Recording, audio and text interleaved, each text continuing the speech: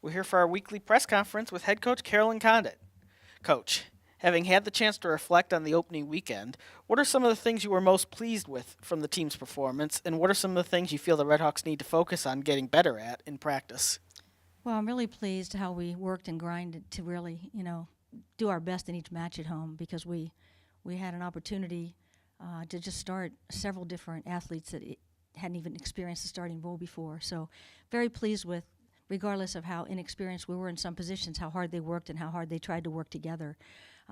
Probably things that stand out in my mind have to be Margaret Payne, one of our sophomores and new starter in the middle position and reaching the all-tournament status and hitting over 300 and just doing a great job off of Mackenzie Zielinski for 3 straight matches.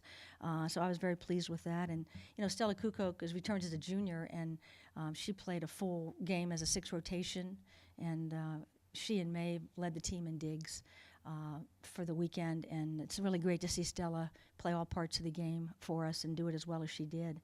I'm very pleased with just basically the camaraderie and the teamwork these young women have going into each match, and they support each other at all phases of the match, and I think that gives our bench a lot of confidence as they come off as well. So it was a great tournament with some really solid opponents, and overall, I can't be more pleased with how we finished and taking 2 out of 3 and really learning so much. All right.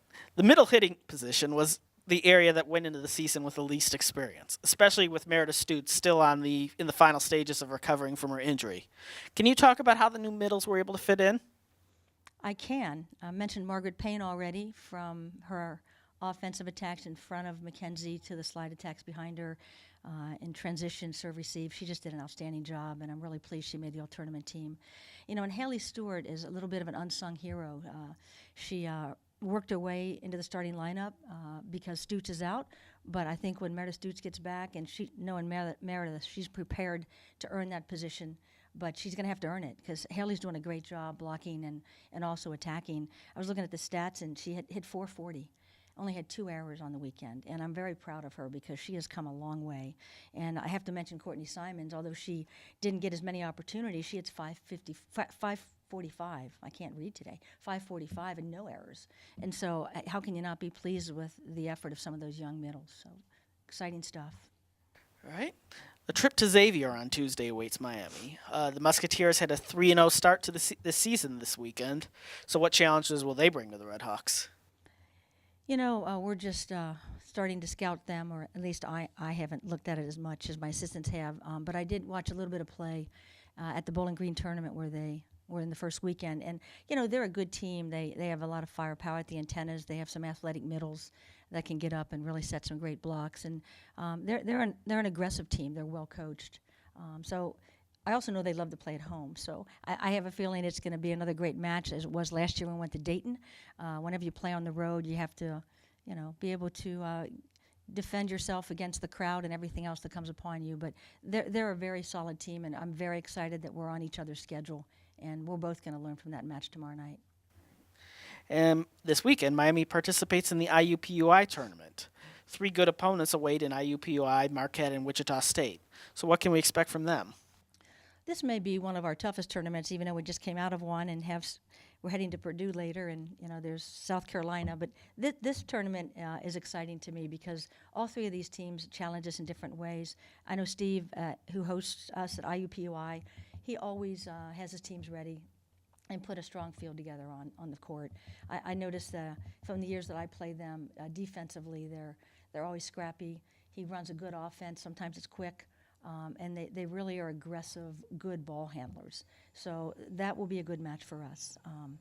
Marquette, I believe they're flying back from Hawaii last night or this morning, and I was impressed that they played UCLA and a very fine schedule out there in Hawaii. They lost 3-1. That's a great match. They upset Hawaii there. Who does that? And I noticed his lineup is just very, very young in some ways. So they're doing some good things early with probably a much more inexperienced roster than he had last year. I was looking at returners. They have a senior libero coming back. They have a 6'6" attacker coming back. And a lot of his young players have really good size. So remember the Big East, they're always successful. And, Ryan Tice coached in our conference and then went to Marquette, and he found a lot of success here in the MAC. So I'm not surprised how well his team's doing, and they are no stranger to the NCAA tournament. I guess the other team we're going to see, which we don't see often, is Wichita State. But Chris Lamb has a reputation out there of always producing great programs, great teams for his program. And I think he's been winning 20. He has had 20-win seasons. I think this could be his sixth year if he pulls it off again. So that's how much that team is performing over and over again. And they've had many runs in the NCAA tournament. They're not a stranger to that tournament either. I believe they, at one point, a couple years ago, made the Sweet 16. So they're impressive, and they're big. And I notice how their blocking stats reflect how big they are. So I think each of them are going to definitely come at us with different styles of offense and probably, have some of the strongest blocks we've seen and that we'll see in the MAC. And this, in many ways, this tournament is by design so that we can make sure we're ready for MAC play when we get there and can learn to really be creative around the taller blocking teams. So, in general, after opening the season at home and notwithstanding the match against Dayton next Tuesday, how prepared is the team to take to the road and play in unfamiliar gyms? I know that we're prepared to play on the road because we talk about it all the time, and we were on the road tremendously last fall and as well as last spring. I'm very pleased with the progress of our setters. Morgan Seaman is someone that is very new to the program, came in last January. Mackenzie's doing a great job in her third season. And I mentioned the setters because I believe they're the court leaders that really pull the team together, whether you're on the road or you're at home. And I think they're both ready to do that, and was very pleased with Morgan's performance at home this weekend. It was her first stint, and she made us proud. So overall, I know I have returning seniors that are more than road weary from all we've done, and they have the leadership ability to get this team going as soon as we step out of the bus. All right, thank you, Coach, and good luck this week. Thank you.